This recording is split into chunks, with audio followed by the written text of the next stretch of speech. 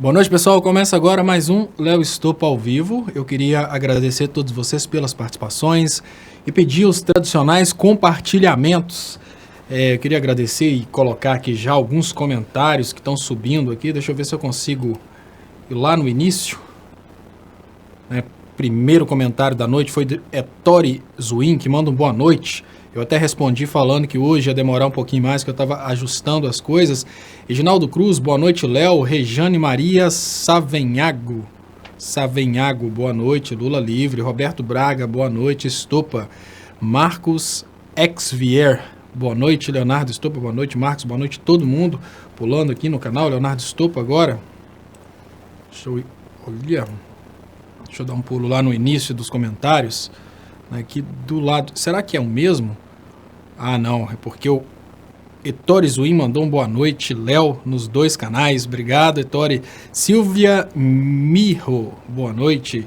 Edna Andrade, boa noite, pessoal. Boa noite, Léo. Boa noite, Edna. Boa noite, Denise. Boa noite, José Aparecido Paula. Boa noite, todo mundo que está participando. E eu queria agradecer muito vocês pelos compartilhamentos, agradecer muito vocês pelas participações. E vamos lá, hoje realmente foi um dia um dia que Bolsonaro transbordou a paciência de muita gente. Roger Lessa, deixa eu ver o que Roger Lessa falou aqui. Deixa eu ver se o computador tá dando uns chiliques estranhos aqui, mas parece que para vocês não tá chegando nenhum chilique não. Roger Lessa, Stoppa, tá sabendo que os paraguaios estão pé da vida com o Brasil, dizendo que Itaipu não se dá?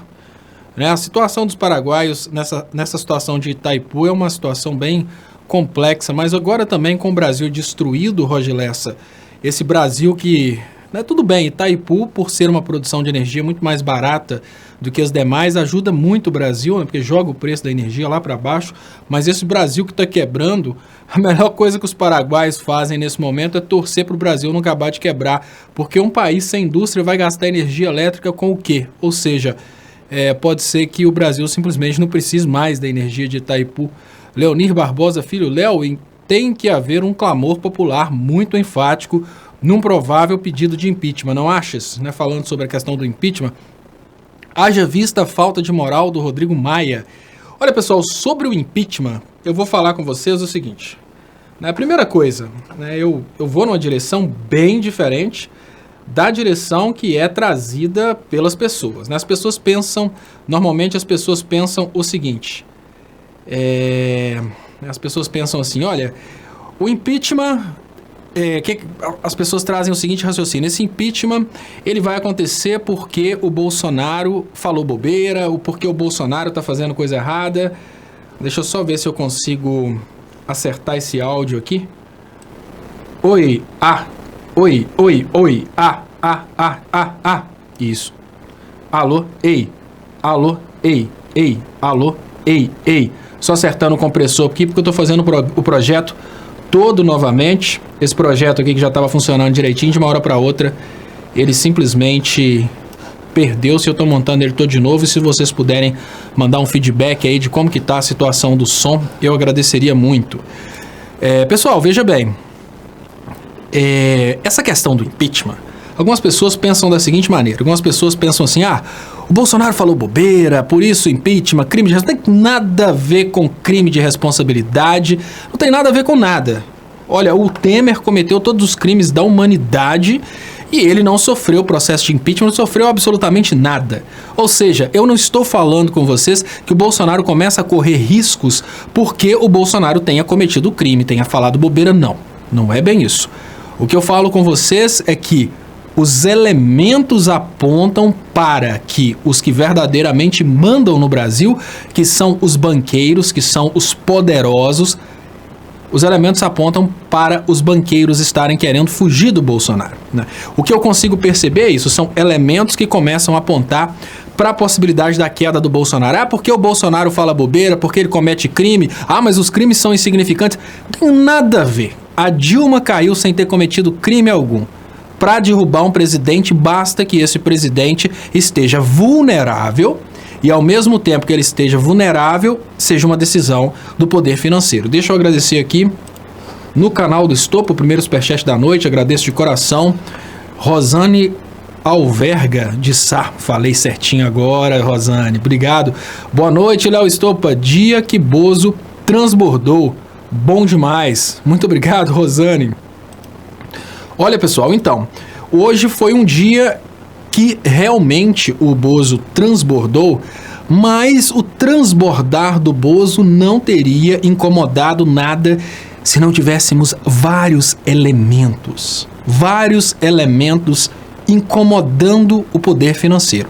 O que eu estou querendo dizer para vocês é o seguinte: o Bozo não está incomodando porque o Bozo está falando bobagem, o Bozo não está incomodando por causa do caso Queiroz, o Bozo não incomoda por nada disso, absolutamente nada. O Bozo incomoda porque o Bozo começa a perturbar o poder financeiro. Deixa eu só fazer um check-up aqui para ver como é que tá o som.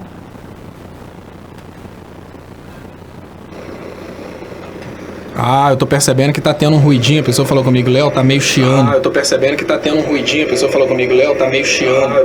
Vou tirar esse chiado aqui. Então, pessoal, olha, o Bozo, ele começa a incomodar exatamente porque o Bozo começa a perturbar o poder financeiro, e é o Bozo perturbar o poder financeiro que faz com que o Bozo possa ser realmente... Como é que eu faço para tirar esse efeito aqui agora? E é exatamente o Bozo incomodar o poder financeiro que faz com que o Bozo possa cair. Não tem absolutamente nada a ver com o fato do Bozo, digamos que, ter cometido crimes.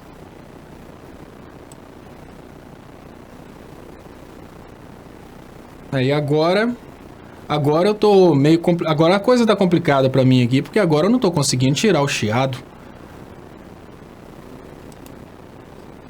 Bom, mas enfim. Bom, pessoal, o que acontece? Vou tentar... Deixa eu ver como é que tá a situação aqui.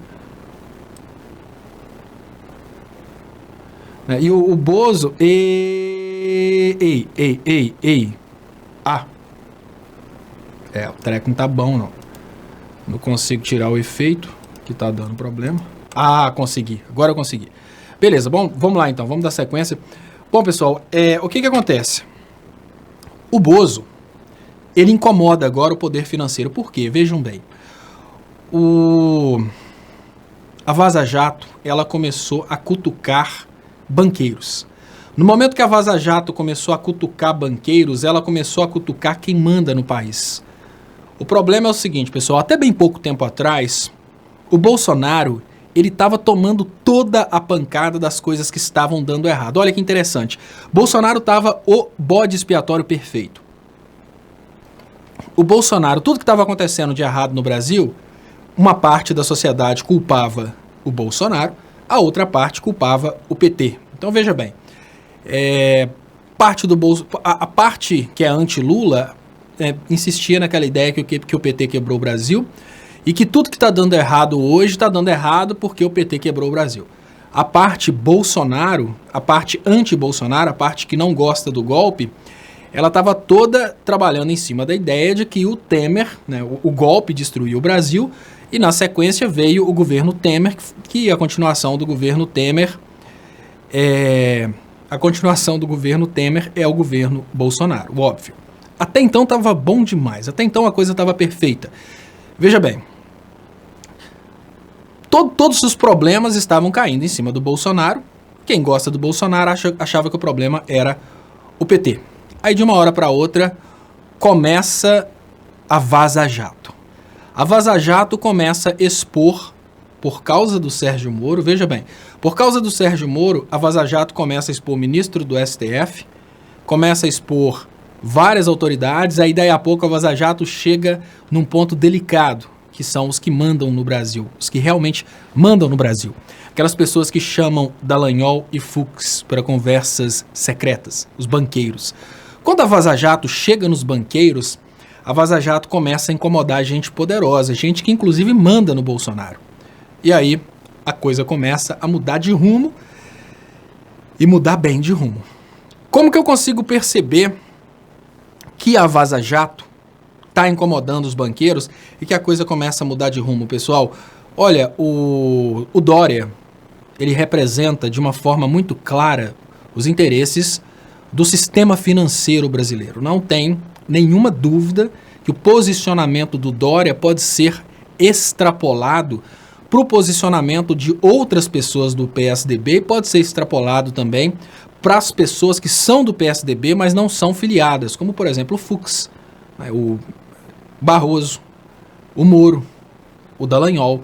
Essas pessoas do PSDB que não são necessariamente políticos eleitos, eles têm cargos que eles não podem necessariamente ficarem filiados ao PSDB, mas eles são, obviamente, do mesmo eixo ideológico, ou seja, são liberais que querem liberar tudo do Brasil para os outros.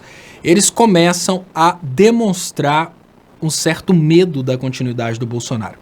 A Vaza Jato está fazendo uma coisa perfeita. A Vaza Jato está tornando o Sérgio Moro um cara completamente indesejável.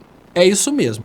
O Moro tornou-se, de uma hora para outra, uma pessoa extremamente indesejável, porque enquanto o Moro estiver no poder, enquanto o Bolsonaro estiver no poder, o Moro tem que estar no poder junto com o Bolsonaro. Tem ali uma ligação umbilical. E enquanto Moro e Bolsonaro estiverem no poder, a pancadaria da Vaza Jato vai continuar. Vai continuar. E hoje, com o aparecimento, com o vazamento da participação de banqueiros, e é o primeiro, provavelmente, de muitos vazamentos que mostram a participação dos banqueiros, banqueiro não está nem aí, gente. Banqueiro não tem caráter, necessariamente. O banqueiro só quer saber de grana. Mas tem um detalhe. Os banqueiros, quando eles começam a aparecer nesses vazamentos, o que eles estão comprando já começa a ficar um pouco contestável. Por exemplo, a XP comprou parte da BR Petrobras. E aí a gente começa a perceber que a XP financiou a prisão do ex-presidente Lula para comprar parte da BR Petrobras. Significa que ela vai ficar mais pobre por isso? Não. Significa que a venda da BR Petrobras pode ser contestada. O risco dessas empresas que compraram o patrimônio brasileiro, agora que começa a aparecer que essas empresas fraudaram o processo eleitoral, o risco já começa a ficar muito maior. Por quê?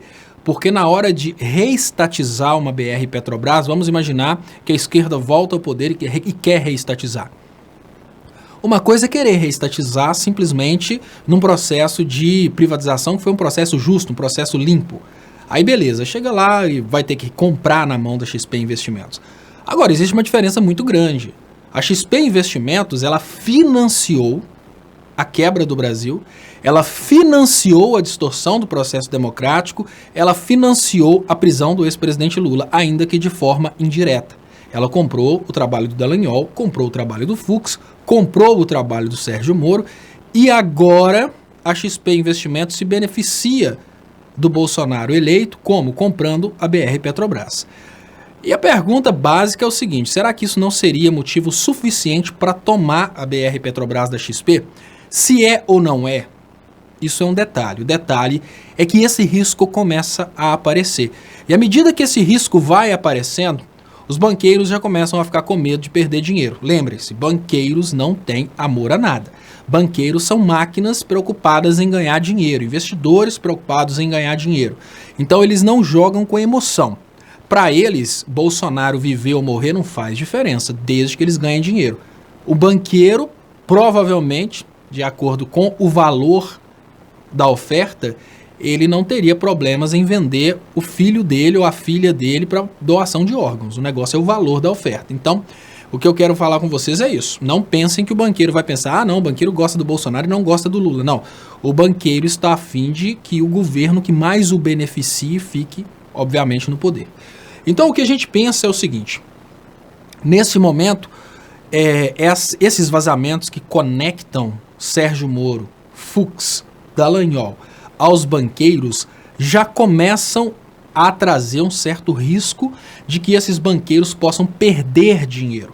Para eles o que importa é só dinheiro. Eu estou frisando isso toda hora porque normalmente o eleitor do Bolsonaro ele chega aqui com muita emoção e ele pensa que assim, da mesma forma que para ele existe uma honra em ver o Bolsonaro eleito, para o banqueiro não. Para o banqueiro que lutou pela eleição do Bolsonaro, se o Bolsonaro tiver que morrer para ele ganhar qualquer dinheirinho a mais, ele prefere o Bolsonaro morto. Se o banqueiro tiver certeza que a morte do Bolsonaro vai trazer um pouquinho mais de lucro, para ele o Bolsonaro pode morrer. E falo mais, para um banqueiro, o Bolsonaro pode dar lucro para ele por 30 anos. Se chegar num determinado momento aparecer um outro que vai dar um pouquinho mais de lucro, ele vira as costas para o Bolsonaro que deu lucro 30 anos e pula direto para aquele que vai dar mais lucro. Então isso é o banqueiro, para vocês entenderem que nesse momento o Bolsonaro começa a ficar inviável porque por causa do Moro e o Bolsonaro na presidência, a Vaza Jato começa a atacar os banqueiros. Deixa eu trazer para vocês aqui, agradecendo de coração, Franklin Silva. Muito obrigado, Franklin Silva, pelo superchat. Muito obrigado, pessoal. Quem puder compartilhar para a gente aumentar o alcance. Eu queria lembrar vocês que vocês podem ajudar meu trabalho também através das doações nas contas bancárias que estão anunciadas aí nas descrições desse vídeo. Né? Então, continuando, pessoal. O que acontece, né? Os banqueiros, eles, nessa situação de querer só mais dinheiro, eles já começam a perceber que a Vaza Jato começa a chegar neles. Pronto, então isso aí já começa a tirar deles uma certa confiança a respeito do dinheiro deles. Né? Olha, a Vaza Jato pode fazer com que as pessoas percebam que eu, banqueiro, fraudei as eleições, e porque eu fraudei as eleições podem ser anuladas e a BR Petrobras que eu comprei pode ser reestatizada por esse motivo. Então, essa aí que é, esse detalhe é importante, né? Agora vamos ver um outro ponto, né?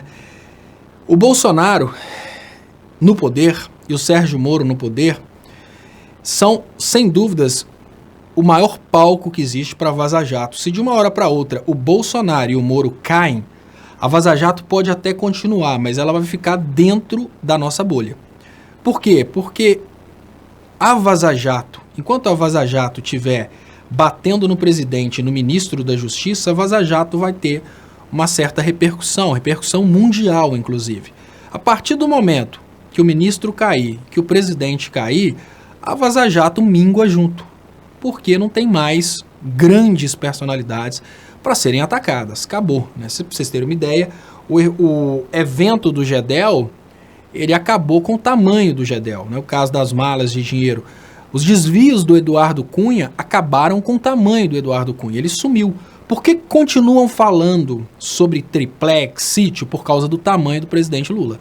Como o ex-presidente Lula, ele é gigante, ele é inesquecível, as pessoas precisam ficar, né, os inimigos precisam ficar sempre realimentando histórias como o triplex e o sítio. Agora, no caso do Moro e do Bolsonaro, obviamente, a tendência é que a queda desses personagens leve com eles os holofotes apontados para Vaza Jato. E com isso os banqueiros comecem a ficar um pouco mais protegidos daquilo que eles fizeram. E tem um outro ponto, os banqueiros, eles querem se proteger nesse momento. Claro, eu vejo muitas pessoas falando aqui sobre novas eleições. Isso não está dentro das nossas, digamos que isso está nas mãos dos brasileiros, mas para que a gente pudesse ter novas eleições, a gente precisaria de uma movimentação popular nesse sentido, mas uma movimentação ampla, e não somente nossas bolhas de esquerda. Mas, em contrapartida, quando a gente pensa na queda do Bolsonaro, a coisa muda muito, porque a queda do Bolsonaro ela já começa a ser abraçada pela elite brasileira, ela já começa a virar pauta da elite brasileira, e eu falo isso especialmente por causa da participação de personagens do PSDB. Se a gente quiser entender como os banqueiros pensam, é só a gente prestar atenção nas manifestações dos nomes mais importantes, não para a sociedade brasileira, tá? Porque são obviamente lixos, mas os nomes mais importantes do PSDB. Os nomes mais importantes do PSDB, eles apontam como pensam os banqueiros. E o posicionamento do Dória foi um posicionamento muito interessante, porque já mostra pra gente que parece que o poder financeiro já sente a necessidade de queda do Bolsonaro. Deixa eu agradecer o superchat de Mal Mendes. Muito obrigado, Mal Mendes, pelo superchat, que é muito importante para o crescimento dos canais. Ricardo Ferreira. Léo, isso tem algo a ver com a tentativa de diminuição e ou até a privatização dos nossos bancos? Então, Ricardo Ferreira, a diminuição e a privatização dos nossos bancos é o que segura o Bolsonaro no poder. Por quê? O poder financeiro tem confiança de que Bolsonaro vai privatizar tudo. Então o poder financeiro está apostando no Bolsonaro por causa das privatizações, por causa das reformas. E a aniquilação dos bancos públicos vai dar para os bancos privados o poder de decidir quanto que eles vão cobrar de juros, né? Porque hoje os bancos públicos acabam forçando a taxa de juros para baixo. O mercado financeiro ele tem uma certa concorrência, e quando o governo participa do mercado financeiro e coloca uma taxa de juros mais baixa, automaticamente os bancos privados precisam acompanhar, porque senão eles vão ficar sem competitividade. O que acontece hoje é que os bancos privados morrem de raiva por causa da participação do governo emprestando dinheiro. JT Salles, se Bozo cair, como ficam os filhos dele e as milícias? As instituições terão força para incriminá-los? Não há risco de ameaçarem uma guerra civil como vingança? E com isso intervenção militar? JT Salles, olha, essa pergunta sua, ela é uma grande incógnita, porque ninguém sabe o tamanho do apoio que o Sérgio Moro realmente tem dentro das instituições militares. A gente já sabe que nós não temos um país ordenado igual antigamente, ou seja, pode ser que as instituições de poder obedeçam, por exemplo, o poder judiciário, mas as instituições de poder já sabem que o poder judiciário é corrupto. Então, ou seja, eles podem obedecer como podem não obedecer. A gente sabe que as instituições de poder, elas obedecem o poder judiciário quando o poder judiciário manda, por exemplo, prender alguém da esquerda. Mas o poder judiciário mandou soltar o Lula e o delegado, né, o chefe da Polícia Federal, simplesmente desobedeceu e pronto. Então hoje, o que acaba nesse momento é o seguinte: nós temos aí essa dúvida a respeito de como o Bolsonaro vai fazer, se ele vai cair normalmente ou se ele vai cair atirando. Pode ser que exista, nesse sentido, um acordo. O que eu tenho percebido é o seguinte: o Moro não está disposto a cair. O Moro está disposto a cair atirando. O Moro está disposto a usar todo o poder institucional para prender o Glenn se for preciso, criar factoides, ou seja, ele já fez isso durante sua carreira de juiz, e agora com o Ministério da Justiça nas mãos dele, ele pode realmente dar sequência nessa política. Agora, o que o Bolsonaro faria, isso eu não sei.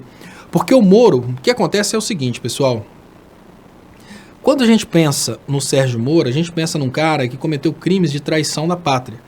Um cara que cometeu crimes pesadíssimos. Ele usou o poder judiciário para distorcer o processo eleitoral. Então nós vemos ali um criminoso de um potencial altíssimo. Apesar de toda a esdrúxulidade do Bolsonaro, os crimes do Bolsonaro, perto dos crimes do Moro, são insignificantes. São crimes insignificantes. Por exemplo, é uma ofensa ao princípio da dignidade da pessoa humana, que é o que o Bolsonaro fez hoje, né? Uma ofensa à memória dos mortos e tal. É claro que é uma coisa feia, mas perto do que o Sérgio Moro fez é insignificante. Então, o interesse do Sérgio Moro de defender a sua estadia no Ministério da Justiça é muito diferente do Bolsonaro. O Sérgio Moro no Ministério da Justiça é uma questão de sobrevivência. Se o Sérgio Moro cai antes de ser indicado, por exemplo, para o STF, ou se o Sérgio Moro cai antes de um processo eleitoral para ele conseguir um foro privilegiado, vamos imaginar que o Sérgio Moro fica até o final do governo Bolsonaro. Não é indicado ao STF, mas ele consegue, por exemplo, ser eleito senador ou deputado. O Sérgio Moro consegue manter-se na política dessa forma e aí ele dá sequência na carreira política dele e fica tranquilo. Mas se o Sérgio Moro cai agora, muitas pessoas no Brasil vão querer se vingar do Sérgio Moro. Imaginem o seguinte, imaginem que se o Sérgio Moro cai e fica sem foro com todas essas acusações em cima dele, a gente vai ter uma quantidade muito grande de políticos e de pessoas da sociedade, que são, eu não estou falando de eleitor do Bolsonaro, que é insignificante, eu estou falando de pessoas da sociedade que são realmente representativas. Agora nós temos, provavelmente a OAB vai se posicionar contra o Sérgio Moro, nós vamos ter muitas pessoas, muitas instituições pegando firme contra o Sérgio Moro. E o Sérgio Moro pode rodar com isso, porque os crimes que ele cometeu são crimes pesadíssimos. Já o Bolsonaro, o que aconteceria se o Bolsonaro caísse hoje, pessoal? Vamos cair na real, olha.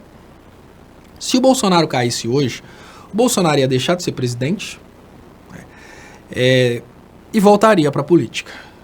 Ia manter o título de mito dentro da sua base de imbecis. Ali ele tem uma base de fanáticos que vai continuar acreditando que ele é um mito. E a partir daí ele reconstrói sua carreira política, porque a gente não tem crimes do Bolsonaro, e isso é muito importante que a gente diga, não existem crimes do Bolsonaro suficientes para colocar o Bolsonaro na cadeia. Por que não tem, gente? Porque os crimes dele são crimes, como eu diria, de baixo potencial ofensivo de acordo com o Código Penal. Tirando, é lógico, ele pode ser enquadrado no crime de racismo, que é um crime pesado, pode.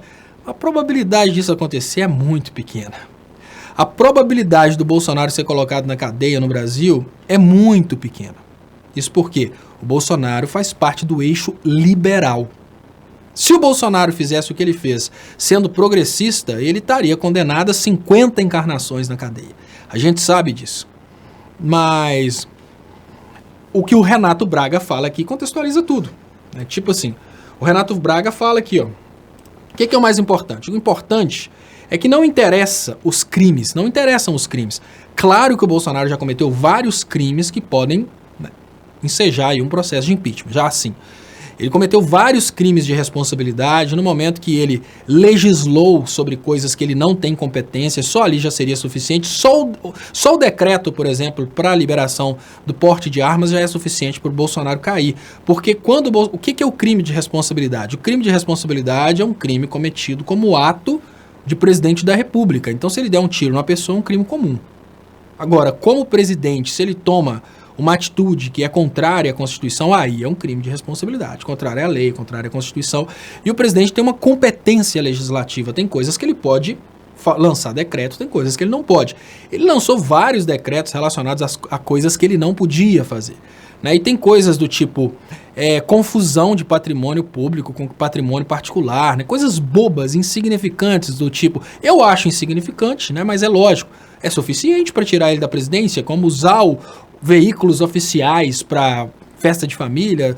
É mais fácil o Bolsonaro cair porque usou um veículo oficial para festa de família do que porque ele falou essas questões aí relacionadas ao governo militar e relacionadas aí à questão do presidente da OAB. E olha, uma coisa que é importante, tá? O congressista, ele tem imunidade de opinião. O que significa que o Bolsonaro, quando ele era deputado, ele poderia ter falado essas palhaçadas, igual ele como deputado, ficava lá apoiando o Ustra. Como deputado ele pode, como presidente da República ele não pode. Por quê? O legislador é protegido pela Constituição nessa questão de opinião, o que significa que se lá se dentro da Câmara Federal, dentro do Congresso, tanto um senador quanto um deputado falar besteiras do tipo, os índios brasileiros têm que ser expulsos do Brasil. Ele pode falar isso, por mais que, isso é contra a dignidade da pessoa. Mas ele tem essa imunidade. O congressista tem, o presidente da República não. Então todas essas palhaçadas que ele tem falado são exageros, ele não pode falar isso. Ele está muito conectado ainda à imunidade parlamentar. A imunidade parlamentar existe, não tem essa imunidade de opinião para o presidente da República, até onde eu sei, De repente o canal, sabendo direito, me corrija aí se eu estiver errado. Muito obrigado, Raquel Cristina dos Santos. Léo, pede inscrição para o Rogério Anitablian. Falta pouco para chegar aos 3.000. Então vamos aí, pessoal, se inscrever no Rogério Anitablian. Quando foi o Borelli, ajudei. Vamos lá, Então nós conseguimos crescer o canal do Borelli. Agora vamos crescer também o Rogério Anitablian. Obrigado, Raquel Cristina, por trazer para a gente lembrar a gente desse canal importante aí. Edilena Castro, boa noite, Léo. Precisamos com urgência de lideranças fazendo chamado para as ruas já. Edilena, sim, nós precisamos de uma união na esquerda e esse é um ponto importantíssimo, tá, pessoal? Veja bem, se nós não tivermos uma união no campo progressista para chamar um movimento coordenado e, inclusive, falam hoje sobre a possibilidade de uma união de vários partidos políticos para tentarem o impedimento do Jair Bolsonaro. E nesse momento, né, eu vou falar que umas pessoas até perguntaram aqui qual que é a diferença de impeachment para impedimento, etc. Olha, eu não conheço o impedimento na Constituição.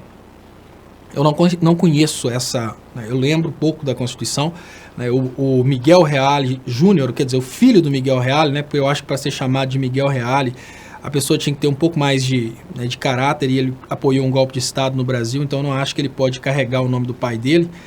Né, quem é da área de direito sabe muito bem o que eu estou falando, né, o Miguel Reale foi uma pessoa muito importante para o direito brasileiro, então eu acho que chamar o filho do Miguel Reale de Miguel Reale Júnior tem um peso muito grande e pelo que ele fez defendendo um golpe de Estado, eu acho que ele não merece ser chamado dessa forma. Mas o Miguel Reale Júnior, que para mim é o filho do Miguel Reale, desculpem, né? Ele diz que tem essa possibilidade de impedimento, eu não me lembro dessa possibilidade de impedimento. O que eu conheço na lei brasileira é o processo de impeachment, e o processo de impeachment, ele requer todo o trâmite. Por quê, pessoal? Porque o presidente da República, ele é uma liderança que representa, obviamente, a população. O Bolsonaro pode sair de várias formas, tá? O Bolsonaro pode sair através de um processo de impeachment. Ele tem, para o Bolsonaro sair através de um processo de impeachment, tem um trâmite muito desgastante que é, primeiro ponto, alguém com legitimidade, né, se bem que o processo de impeachment qualquer um pode pedir, não tem que ter legitimidade não, mas enfim, o processo de impeachment tem que ser aceito pelo presidente do Congresso, o que não é muito difícil, porque hoje muita gente no Congresso já está querendo dar sequência no processo de impeachment, mas o presidente ele vai avaliar se aquele processo tem possibilidade de prosperar. É de acordo com o texto que está escrito? Não. O presidente avalia se o Congresso quer o Bolsonaro fora. Como que o Congresso avalia se vale ou não vale a pena o Bolsonaro sair? De acordo com o tanto de dinheiro que o Bolsonaro está dividindo entre os congressistas. Então é mais ou menos assim. Se o Bolsonaro estiver dividindo o dinheiro através de emendas parlamentares para os deputados e senadores, pode chegar lá um documento que mostra que o Bolsonaro cometeu todos os crimes normais e de responsabilidade da humanidade. Bolsonaro pode ter documento lá mostrando que o Bolsonaro desviou os 500 bilhões que os eleitores do Bolsonaro tanto falam. Pode ter documento mostrando que o Bolsonaro matou pessoalmente o cacique da tribo. Lá pode ter qualquer coisa, não interessa. O Congresso só vai deixar o Bolsonaro cair se o Bolsonaro não estiver dividindo dinheiro suficiente. Então, quando o Congresso, como que o Congresso vai julgar a saída do Bolsonaro? Primeira coisa que o Congresso vai fazer, quem que vai ser o próximo? O Mourão. Então o Congresso vai negociar com o Mourão. O Congresso vai virar para o Mourão e falar com o Mourão da seguinte forma: o que você vai dar para nós? Parece idiota isso, mas não é não. O Congresso já se aproximou do Mourão várias vezes para perguntar exatamente, olha, com o Bolsonaro nós temos isso, isso, isso e isso. E o que você tem para oferecer para a gente? Se o Mourão tiver mais para oferecer para o Congresso que o Bolsonaro, o processo começa. Então, é o crime de responsabilidade? Não. Tem nada a ver com crime de responsabilidade. Não interessam os crimes que o Bolsonaro cometeu. O que interessa é a probabilidade dos deputados e senadores ganharem mais dinheiro depois que o Bolsonaro cair. O negócio que manda é só o dinheiro.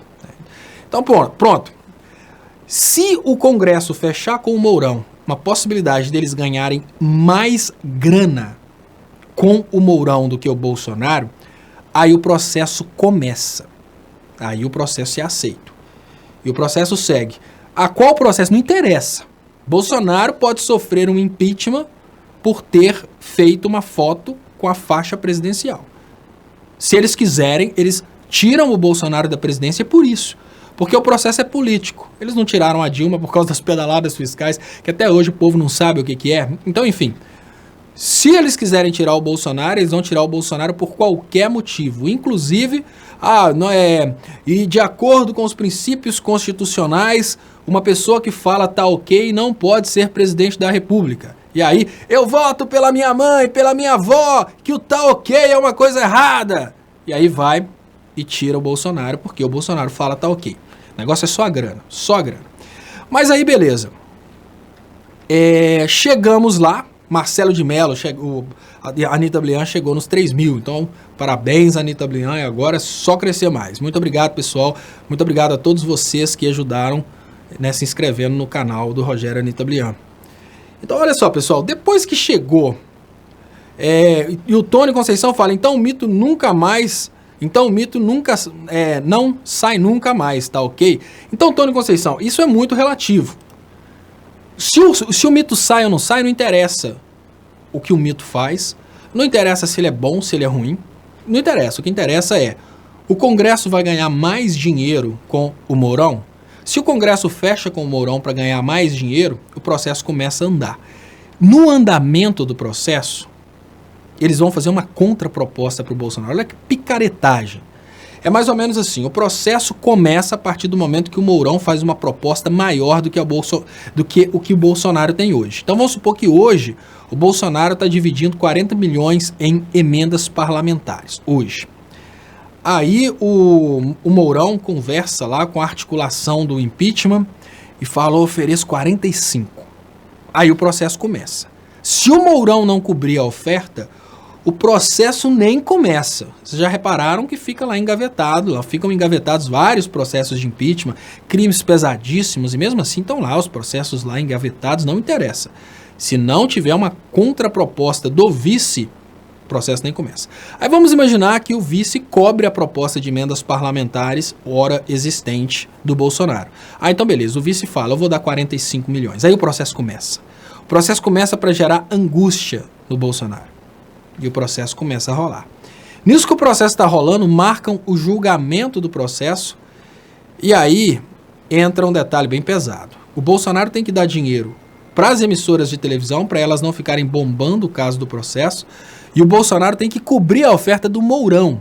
Então, se o Mourão ofereceu 45 milhões em emendas parlamentares, o Bolsonaro tem que oferecer mais, por exemplo, 50 milhões. Mas não é só isso, porque aí já envolveu a imprensa também. E agora com o processo de impeachment em andamento, o Bolsonaro tem que cobrir a oferta das emendas parlamentares e ele tem que soltar dinheiro na imprensa, porque senão a imprensa faz o que fez com a Dilma, né? Transmissão no domingo, para todo mundo ver. Deixa eu agradecer aqui os superchats. Francis Silva, não sinto vergonha de ter votado no Bolsonaro, sentiria vergonha se eu continuasse apoiando ele. Obrigado, Francis Silva. Isso é o mais importante, né? O erro não está em errar, está em persistir no erro depois que você percebe que você errou. Muito obrigado, Lindalva Pinheiro. Por falar em Mourão, ele anda meio desaparecido, né? Parabéns por suas análises, Léo. Obrigado, Lindalva Pinheiro. Eu queria lembrar vocês que vocês podem ajudar compartilhando, vocês podem ajudar através das contas bancárias que estão anunciadas aí nas descrições desse vídeo. Muito obrigado, pessoal. O Mourão anda sumido, realmente. Mas enfim, aí vamos pensar o seguinte. Se o Bolsonaro não conseguir cobrir a contraproposta, aí beleza, o Bolsonaro cai. Né? E quando o Bolsonaro cai na Câmara, quando chega lá no Senado é muito difícil, porque lá fica bem mais caro. Lá ele vai ter que triplicar a proposta, porque lá o desgaste já aconteceu todo. Mas enfim, o que vai acontecer nesse momento? O Bolsonaro ele pode começar a balançar, não necessariamente por causa desse trâmite do processo de impeachment que eu estou falando com vocês. O Bolsonaro começa a balançar nesse momento por outro motivo, né, que é necessariamente o fato de que a Vaza Jato começa a espirrar em gente importante. Deixa eu agradecer aqui, ó, o Rogério Anitta Blian tá aparecendo aqui agora, ó, passou de 3 mil, tá feliz. Ele fala, Raquel e Léo, muitíssimo obrigado, que de nada, Rogério. Aqui, pessoal, ó, agora tá até mais fácil para ir pro canal dele, porque é só clicar nesses 3 pontinhos aqui, dessa mensagem azul que tá subindo, clicar em ir pro canal, o canal vai aparecer ali, ó. Aí você clica em inscrever-se. Já sou inscrito com o canal do Estopa, agora já sou inscrito também com o canal Leonardo Estopa. Então, Deixa eu ver se é o canal Leonardo Estopa que está aqui. É esse mesmo, Leonardo Estopa que está aqui nesse momento. Muito obrigado, Rogério Anitablian, participando aqui da live. Então, deixa eu colocar aqui para vocês aqui os comentários. Então é mais ou menos isso aí, pessoal. Eu já começo a ver que nesse momento a gente tem uma super pressão vinda de todos os lados sobre lideranças ligadas ao aecismo e ao bolsonarismo. Né? Lideranças da esquerda pedem afastamento de Moro e Dallagnol. Qual que é o problema? Quando o assunto é Bolsonaro, a gente já começa a ter uma união de outros partidos, né?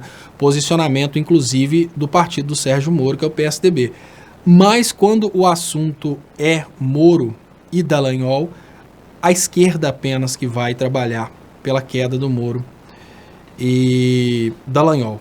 Nós precisamos, nesse momento, chamar a atenção das pessoas a respeito do estrago que o Moro causou na economia brasileira.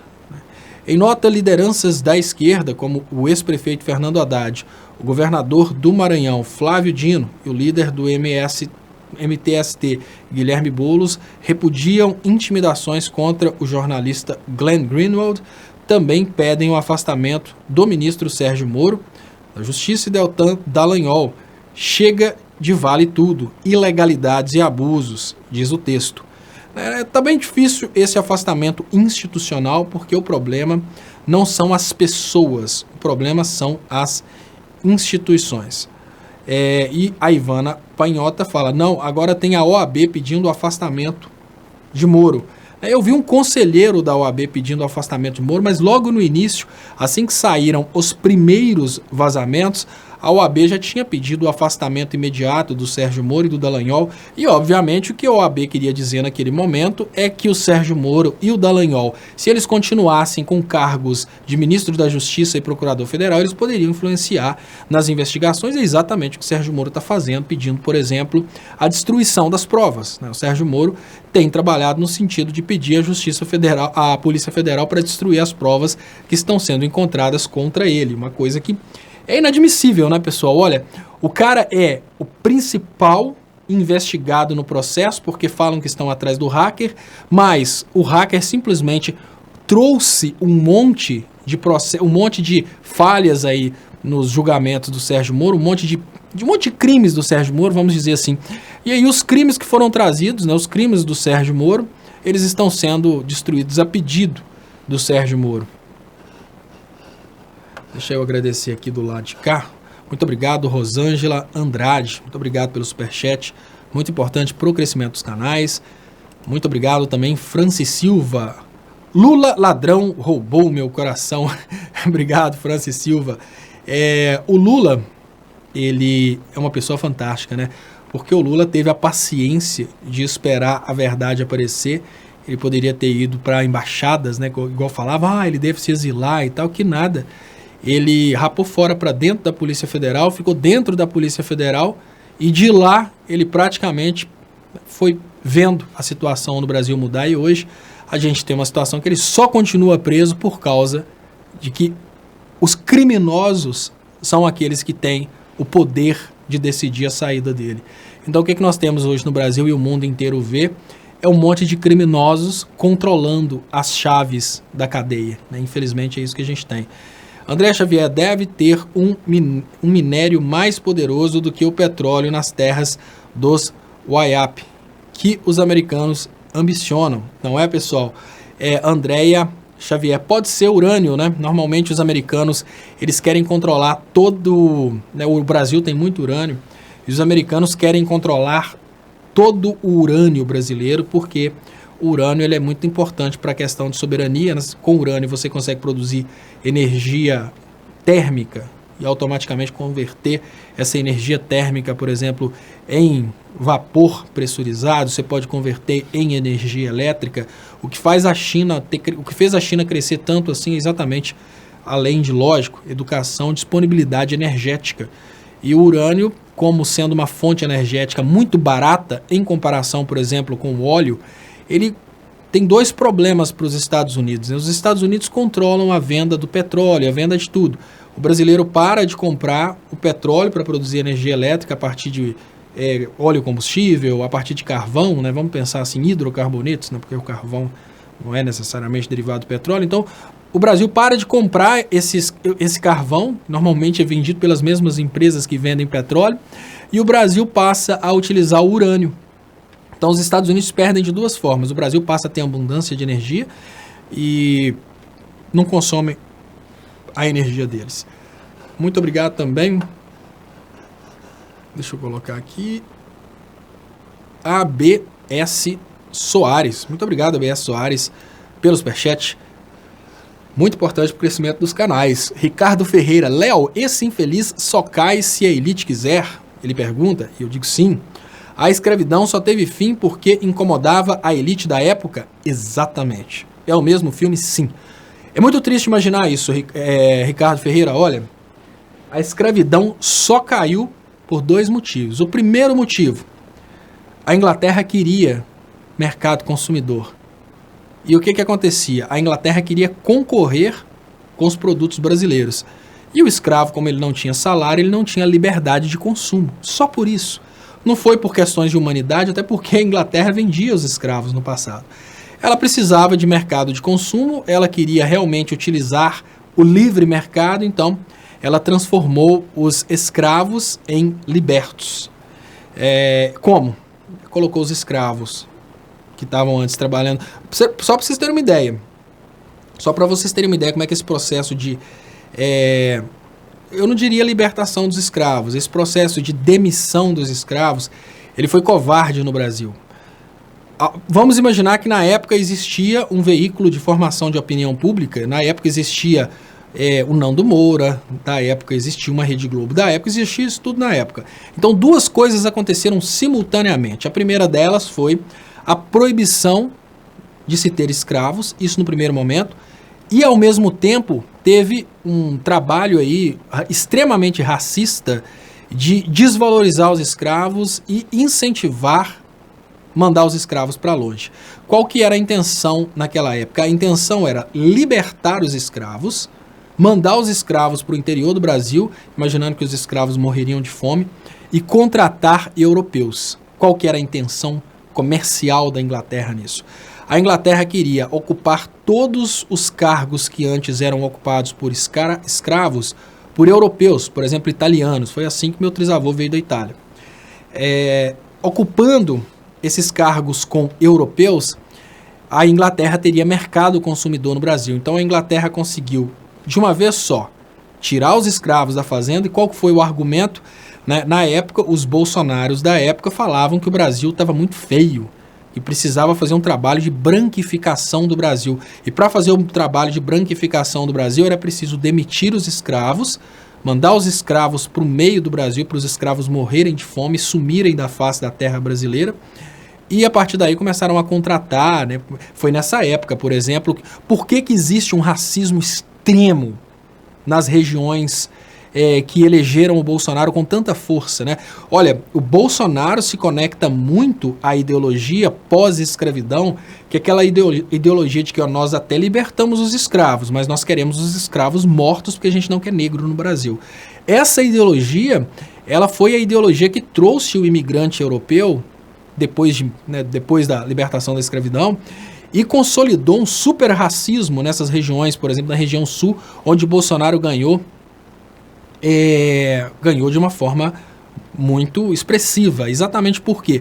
Porque essa ideologia que ficou consolidada, essa ideia de que o branco é superior, de que o Brasil precisa passar por um processo de branquificação, que o Brasil não pode se misturar, essa ideologia, ela persiste até hoje. Aquele movimento, o Sul é o meu país, é um movimento nazista e um movimento no sentido de separação racial mesmo, por causa dessa, por causa dessa cultura de julgar o escravo por o escravo morrer de fome, falando que o escravo, né, é uma podre... A real é essa. Na época, os Nandos Moura da época, os Bolsonaros da época, né, a boca da direita na época falava abertamente isso. O escravo é uma sujeira dentro do Brasil, o negro é uma sujeira dentro do Brasil, e nós precisamos limpar o Brasil dessa sujeira. Então, vocês são obrigados a expulsar os escravos da fazenda. Então, o fazendeiro, ele retirava o escravo recém-liberto. Por que o escravo foi liberto? Para abrir mercado para a Inglaterra. Não é a humanidade, não. Muito pelo contrário. Muitos escravos foram libertos e foram condenados a não ter onde dormir. Muitos escravos foram libertos e foram condenados a passar fome. Porque na fazenda eles pelo menos tinham isso. Mandaram esses escravos para os quilombos, né, para outros locais, e foi aí que surgiram as favelas. Aí você veja bem, e é nesse ponto que eu tenho ódio mortal do desgraçado, eu tenho ódio mortal do meritocrata. Nessa hora eu tenho aquele ódio borbulhante do meritocrata. Olha o que pensa o playboy desgraçado brasileiro. Nessa hora eu fico muito puto mesmo. Olha o que pensa o playboy desgraçado brasileiro. O desgraçado do coelhinho playboy, ele pensa que o negro não tem as coisas no Brasil porque o negro não gosta de trabalhar. O desgraçado do branquinho brasileiro racista acha que os negros não têm as coisas no Brasil porque eles não se esforçam o suficiente. O negro foi trazido da África, trabalhou de escravo para construir o patrimônio da família do desgraçado do playboy. Hoje o playboy tem um patrimônio estrondoso construído por mãos negras. Quando chegou no ponto que a Inglaterra precisou do mercado, a família do playboy julgou o negro ao relento. Para sobreviver, eles foram montando os aglomerados e as favelas, porque eles foram jogados fora. Nem trabalhar nas fazendas onde eles eram escravos eles podiam.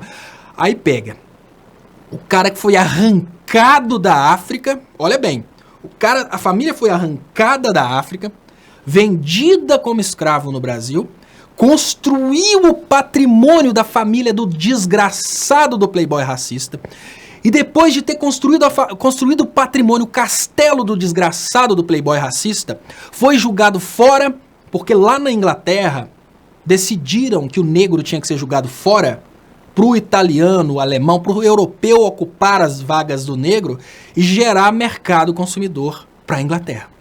E aí o desgraçado do playboy, que só tem o que tem hoje porque foi construído por mãos negras, ele fala que o negro é vagabundo e não consegue o que quer porque não se esforçou bastante. Acha que o negro mora na favela porque quer ficar na favela vendendo droga. Então eu falo com vocês, olha, se tem uma desgraça nesse país, é a falta do conhecimento de história. Essa é a maior desgraça que tem, porque ela produz o babaca do racista. A falta de conhecimento de história produz o desgraçado que toca no assunto de meritocracia no momento que você cogita cotas para os negros. Porque, olha, precisamos admitir que essa coisa de cota é uma coisa muito estranha, porque você fala, não, peraí, a cota pode desqualificar, né? Porque a pessoa vai pensar, não, mas ele passou porque foi por causa de cota. Mas peraí, falar que as pessoas não são merecedoras de cota depois que elas construíram o império para os brancos, elas foram julgadas fora. Gente, essa coisa de branquificação do Brasil, isso foi a coisa mais desgraçada da história. Essa coisa de branquificação do Brasil, de pegar os negros, julgar os negros fora, com a intenção de que os negros morressem de fome, para a partir daí trazer europeus para o Brasil ficar branquinho. Olha, isso é uma coisa completamente, como eu diria, é uma coisa completamente abominável, né? E eu tô vendo aqui, aí você olha quem se manifesta, né, por Bolsonaro, aí você olha o perfil, Gabriela Santos, aí você vê a fotinha aqui, ó, branquinha, nunca teve uma discriminação na vida. Se tem alguma coisa, que normalmente a maioria das pessoas que estão aqui são pobres, eles não têm noção do que é rico. Se tem alguma coisa, tem porque a família conseguiu através, provavelmente, de mãos negras. E é racista, é bolsonarista, né? Mas enfim, isso faz parte. Isso faz parte. E aí, voltando, pessoal, voltando para essa situação que eu estava falando com vocês, né? E hoje nós temos essa situação aí do extermínio de índios e tal, que é uma coisa que a gente pensa, como assim, né, um país do tamanho do Brasil aceita essa ideia de voltar a ter extermínio de índios, né? Então enfim. E aí eu vejo aqui, olha, o Verdade Sabe, nessa hora eu fico pensando, o que pensa um cara desse? Que esse cara tá aqui apoiando o Bolsonaro, esse nada mais que é verdade. Você já parou, você sabia disso ou nada mais que é verdade? Provavelmente você me chamou de palhaço, porque normalmente você escreve frases de 3 linhas, e agora você só escreveu palhaço, porque você deve ter refletido, né? Provavelmente você não conseguiu escrever uma frase de 3 linhas, igual você normalmente escreve, porque você não sabia disso, né? Você deve achar, provavelmente você acha que não existe diferença nenhuma de oportunidades, né? Provavelmente você acha que os negros foram libertos porque a princesa Isabel tinha um coração muito bom. Né? É o romance vendido no Brasil, né? Você não deve nem saber que os negros foram libertos para morrerem de fome, para o Brasil ter a mão de obra dos negros substituída por mão de obra de europeu, porque aí os europeus poderiam comprar no livre mercado produtos ingleses. Tem muita coisa. Olha, moleque, tem muita coisa que você precisa aprender para você entender que você está sendo idiota ao apoiar esse tipo de governo que você está apoiando para o Brasil. Muito obrigado, Bruno Red B. Como manter o otimismo? Eles nem querem analisar nada. Bruno, é conscientizar as pessoas, né? Pegar o bobo e explicar para o bobo que ele está sendo feito de bobo. É só isso que traz o otimismo. Ultimamente, eu busco o otimismo em pessoas que mesmo parecendo que está tudo perdido, elas continuam otimistas, como o ex-presidente Lula, super otimista. E as coisas estão melhorando. Se a gente volta pouco tempo atrás, estava bem pior. Muito obrigado, Albano. A burguesia fede. A burguesia quer ficar rica. Enquanto houver burguesia, não vai haver poesia. Palavras de Cazuza. Muito obrigado, Albano. E ele fala, vamos pra rua. Né? Vamos pra rua. Né? Então, quem sabe. Muito obrigado aqui, Valcir Abreu. Na Argentina, a população negra é de 7%. No Brasil, é de aproximadamente 60%. Isso se deu devido aos imigrantes europeus na Argentina. Valcir Abreu. Olha, Valcir, essa cultura de compra de escravos, parece que ela foi bem maior na América Portuguesa do que na América Espanhola, né? Então, essa cultura de compra de escravos, né? E tem uma coisa também, eu imagino, essa parte eu não sei, tá, pessoal? Eu imagino que o solo brasileiro ele é mais propício à plantação de cana-de-açúcar, que é um dos maiores motivos da vinda dos negros, do que o solo argentino. Então, tem tudo isso. O solo argentino, provavelmente, eles foram diretamente para a cultura de uvas, essas coisas. Eu não sei, tem que procurar na história. Deixa eu agradecer, Sueli Resistência. Muito obrigado, Sueli, pelo superchat, muito importante para o crescimento dos canais. Eu queria lembrar vocês que vocês podem me ajudar no meu trabalho compartilhando, convidando pessoas para se inscreverem. Quem não for inscrito ainda, por favor, se inscreva. E vocês podem ajudar também através das contas bancárias que estão anunciadas aí nas descrições desses vídeos. E uma pessoa perguntou aqui se eu sou descendente de indígenas. A minha avó, ela é descendente de indígena, então eu sou descendente de indígena sim. Só que eu não faço nem ideia de qual seria a tribo. Eu tenho 2 vós que são descendentes de indígenas. A minha bisa, que é a que casou com o meu bisavô que veio da Itália, assim, vieram da Itália, meu trisavô trazendo meu bisavô bebezinho. E a minha bisavó, eles contam que ela foi pegada no laço, né? Tinha essa história, que os italianos, eles pegavam as índias no laço para casar. E contam que minha bisavó foi pegada no laço, eles contam essa história. E a minha avó, ainda viva por parte de mãe, contam que ela é descendente de índia. Então, seriam pelo menos aí 2 tribos que eu não faço ideia de quais são.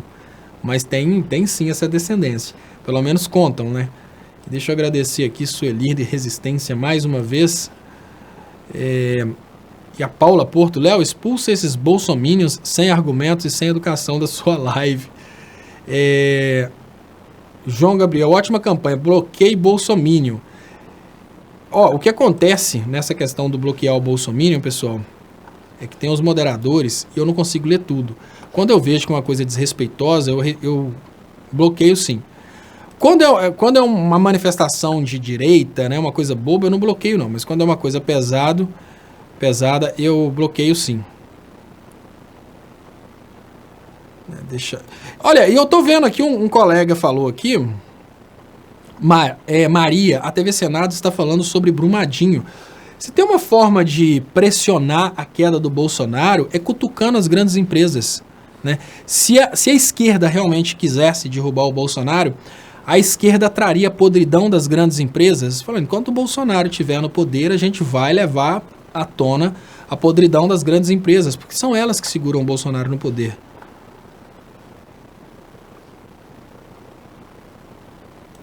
Deixa eu liberar aqui os comentários. Vou liberar aqui também. Léo, eu digo como seu pai sumiu. Thiago, eu digo como seu pai sumiu regime militar. Ele é foda mesmo. Eu não entendi isso não. Leonardo Sopa, uma pergunta nada pessoal. Você acredita em Deus? Se sim, por que fica defendendo o presidiário de Curitiba? Se não, não precisa explicar. Moro e Bolsonaro estão lá porque queremos. Mito, eu vou te responder com uma pergunta. Você já leu o Evangelho pelo menos uma vez? Seja sincero. Coloca a sua salvação. Coloca a sua salvação nessa resposta. Me responde aí. Você já leu um evangelho do início ao fim? Eu já. Eu acredito em Deus e já li um evangelho do início ao fim. E aí eu te pergunto e gostaria que você respondesse aí. E eu gostaria que você colocasse... pensa, olha o que você está respondendo. Você pode mentir para mim. Para Deus, não. Você já leu um evangelho do início ao fim? Se você tivesse lido um evangelho do início ao fim, jamais, sob hipótese alguma, você teria me feito essa pergunta. Então eu te garanto que, olha, se você acredita em Deus, você não pratica o que ele ensinou, não. Então, basicamente, responde, tenha coragem de responder, que já leu um evangelho do início ao fim sem nunca ter lido. Tenha coragem de responder isso. E eu te garanto que se você mentir a respeito do seu relacionamento com Deus, você está condenado, caboclo. Responde aí. Responde que você já leu um evangelho. Não, eu não estou falando de participar de curso que o pastor te deu, não. Falando você, a Bíblia e o Espírito Santo. Tá um desafio. Responde aí embaixo que você já leu. Eu te garanto que se você desrespeitar o seu relacionamento com Deus e com o Espírito Santo, você está condenado. Então seja sincero, responde aí, você já leu ou não? Se você não leu, eu te convido para ler, eu não vou te ensinar nada, não preciso. Não preciso, olha, tem a Bíblia, tem o Espírito Santo, leia um evangelho do início ao fim, você vai encontrar a resposta para o que você está... Leia. Não estou falando para você pedir seu pastor para te ensinar, não. Leia. Aí você vai entender o que eu estou te falando. Deixa eu agradecer. JT Salles, tenho DNA indígena e posso dizer com toda certeza que soberania e liberdade não se compram. Índios morrem e morrerão exatamente por não quererem perdê-las. Quando a dignidade é vendável, a gente percebe que a gente está mexendo com lixo, né? Essa parte do Brasil que está vendendo a dignidade de uma nação, né? É uma coisa muito estranha mesmo. E os índios, eles não vão vender a dignidade deles, não. Obrigado, JT Salles. E deixa eu ver se tem resposta aqui do... né? Eu quero a resposta daquele rapazinho, né? Leu a Bíblia? Fala aí, né? Quero ver se você vai ter coragem de mentir a respeito do seu relacionamento com Deus. Se você acredita em Deus de verdade, eu quero ver se você vai ter coragem. Ah, tá aqui, ó. Tá aqui, pessoal, ó. Eu vou mostrar para vocês aqui, ó, o que é o exemplo que eu tenho dado constantemente aqui, ó. Esse é o problema. Esse é o problema do fanatismo, tá aqui, ó. E olha, primeiro, antes de mais nada, seja quem estiver atrás desse perfil, parabéns por ter falado a verdade. Porque eu sabia que você não tinha lido o Evangelho. Eu sabia, pela sua mensagem eu percebi isso. Aí ele fala, eu ouço a mensagem nos cultos dos nossos profetas, homens santos escolhidos de Deus. Eu te falo de peito aberto que seus profetas são demônios. Te falo de peito aberto, olha, te falo de peito aberto, seja quem estiver atrás desse perfil, eu vou te falar duas coisas, ó. Primeira delas, seus profetas são lixos humanos que pregam o anticristo. Te falo isso com a maior tranquilidade. Segundo ponto, eu desafio qualquer um dos seus profetas e peço mais. Eu peço a Deus. Se você acredita em Deus, eu estou pedindo a Deus nesse momento. Deus, se algum profeta que já pregou para esse rapaz aí realmente é um homem santo, escolhido por Deus, eu gostaria de morrer e ser condenado para o inferno. Então faça um desafio, tá bom? Quem estiver atrás desse perfil.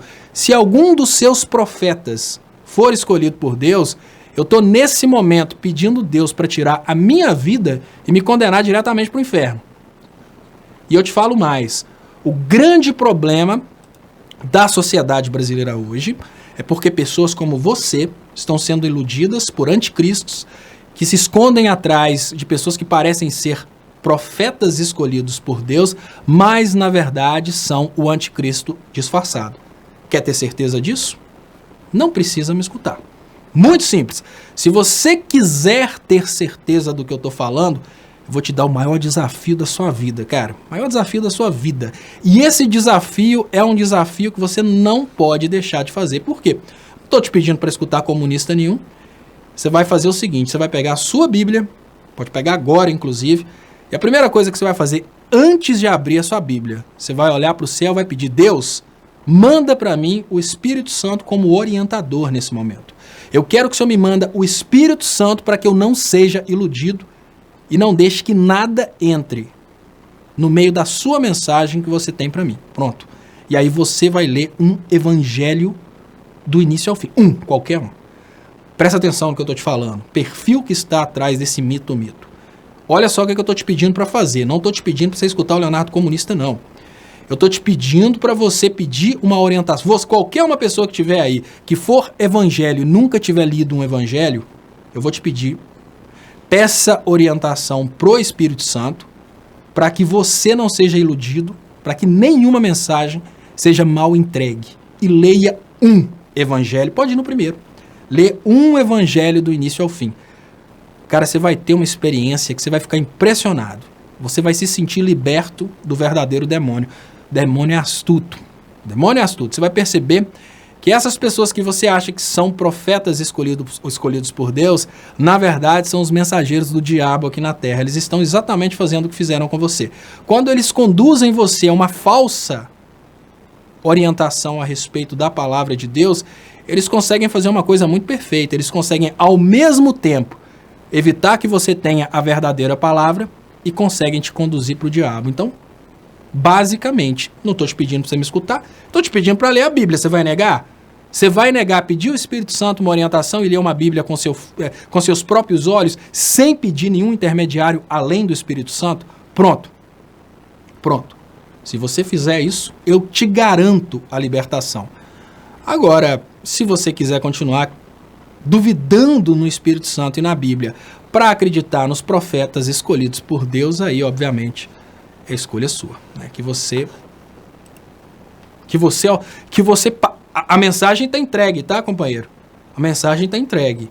A partir de agora, a responsabilidade é sua. Se você quiser realmente continuar escutando os profetas que você acha que são homens santos e não quiser escutar a Bíblia, se você está aqui hoje vendo essa live e recebeu essa mensagem, isso tem um motivo. Isso não é à toa não, porque você sabe que nada é à toa. Se você é cristão, você sabe que absolutamente nada é à toa. Se você está aqui ouvindo essa mensagem, você ouviu uma dica que o Espírito Santo vai te orientar numa leitura da Bíblia, e se você não fizer essa leitura, o problema é seu. Não estou te pedindo dízimo, não estou te pedindo colaboração, não estou te pedindo para você se inscrever na minha igreja, nem nada disso. Eu estou te pedindo a sua responsabilidade, não com o homem santo que você acha que é santo, com Deus. Sua Bíblia, orientação do Espírito Santo, lê um evangelho do início ao fim. Você sabe quem que vai te explicar o que está naquelas palavras? O Espírito Santo. Só ele, mais ninguém. Ali o Espírito Santo vai pegar a mensagem que tem no evangelho e vai entregar para você. Se você não fizer isso, talvez você está ignorando a mensagem que Deus pode... Deus não usou uma mula para mandar a mensagem para uma pessoa? Deus pode estar usando aqui um comunista, um besta, um idiota, para entregar essa mensagem para você. Né? Leia um evangelho. Pronto. Né? E o colega falou, eu podia estar matando, eu podia estar roubando, mas o Bolsonaro chegou antes. Deixa eu agradecer Mal Mendes. Muito obrigado, Mal Mendes. E eu não sei se é Mal ou se fala de Müller, né, que é Miller. Mal Mendes, muito obrigado, Mal Mendes, pelo superchat, muito importante aí pro crescimento dos canais. né? E o superchat que ajuda os canais a sobreviverem. Deixa eu liberar aqui os comentários. E Valéria Monso pergunta quando esse pesadelo vai acabar. Ele não demora a acabar, depende de nós. JT Salles, Léo, esse pessoal evangélico não sabe ler direito e tampouco interpretá-la, mesmo porque a Bíblia tem uma escrita formal e cheia de parábolas. É mais fácil confiar no pastor cegamente. Não, JT Salles, os pastores são astutos, não os pastores. Esses anticristos são astutos, eles escondem a parte da Bíblia que é feita para ser muito simples, que é o Evangelho de Cristo. O Evangelho de Cristo, ele foi escrito assim, quando a gente busca, por exemplo, onde que os pastores satanistas buscam informações para distorcer e para conduzir as pessoas para caminhos errados? Eles buscam no Antigo Testamento exatamente por causa dessa característica que você falou. Né? Lá no Velho Testamento, você consegue buscar tudo o que você quiser. Se você quiser buscar no Velho Testamento uma forma de condenar o seu vizinho para o inferno, você consegue. Só que no Evangelho não. O Evangelho ele foi escrito de uma forma muito mais simples, porque o Evangelho conta a história de Cristo. E a partir da leitura do Evangelho, principalmente se a pessoa acredita em Deus, ela vai pedir uma orientação do Espírito Santo, a partir de uma leitura do Evangelho, esse cara vai conseguir, qualquer um fanático consegue sair do fanatismo. Só que muitos fanáticos estão nessas igrejas não por causa do ensinamento de Cristo, não por causa de Cristo, mas para comprar alguma coisa. Eles querem dar 10% para ficarem ricos, né? Outros estão nessas igrejas porque querem ter um convívio, né, com as pessoas. Então, Dionata A. Micael, sou evangélico, não faço parte do grupo, alienado do mito. Esse cara precisa ler a Bíblia. Né? Então, pessoal, não, e olha que interessante, ele sumiu daqui, talvez ele foi fazer isso, quem sabe, né? Não sei, eu volto a dizer, Deus usou uma mula para falar com as pessoas, Deus pode ter me usado aqui, porque olha, Deus usou uma mula para ele descer um pouquinho mais e me usar, pô, custa. Né? E se esse rapaz realmente pede o Espírito Santo para orientá-lo e ler a Bíblia, acabou, não tem como ele ser enganado. Eu não tô aqui pregando e falando o que a Bíblia fala, eu estou pedindo ele para ler a Bíblia e o Espírito Santo vai falar com ele. Acabou. Eu acho que é muito simples. E muito obrigado, Vanderlei Pereira. Léo, a gota d'água foi o Bozo botar no colo dos militares essa bomba. Dizer que sabe quem matou o pai do presidente da OAB. Isso vai gerar o impeachment. Eu penso, Vanderlei Pereira, que as condições do impeachment, elas foram geradas pelos vazamentos que começaram a chegar em pessoas importantes. E nesse momento a gente tem uma condição muito interessante. Se o Bolsonaro e o Moro não caírem, os vazamentos vão mostrar a participação de muitos banqueiros, e aí os banqueiros já começam a se sentir um pouco atingidos pelos vazamentos, e nesse momento, obviamente, o Mourão já está sendo cogitado, já devem ter negociações. Olha, Mourão, o que você tem para oferecer para a gente? Mourão, dá para fazer isso? Dá para fazer aquilo? Né? Então, nesse momento, o Mourão já está sendo cogitado aí para a presidência da República, terceiro turno do processo eleitoral. Nesse terceiro turno, somente os banqueiros que decidem, e eles decidem o que os deputados e senadores vão votar. A única coisa que a gente pode fazer nesse momento é torcer. Eu torço pela queda do Bolsonaro, porque o Bolsonaro não consegue ficar sem causar prejuízos irreparáveis. Se o Bolsonaro estivesse só chicoteando o seu eleitorado, como ele tem feito, mas não, além de chicotear seu eleitorado, ele faz coisas mais pesadas, essas coisas mais pesadas acabam me assustando. Pessoal, muito obrigado pela participação, peço para vocês, se inscrevam aí nos meus canais, quem não for inscrito ainda, eu peço o carinho de vocês que se inscrevam, compartilhem essa live, e não se esqueçam de participar da reprise. A reprise é muito importante, porque muitas pessoas perderam aí o início da transmissão, e se vocês compartilharem a reprise, essas pessoas vão receber o início da transmissão. Então, muito obrigado. Eu volto amanhã às 6h30 da tarde com o programa Léo ao Quadrado, que eu tento transmitir também aqui nos canais Leonardo Estopa e canal do Estopa. Muito obrigado.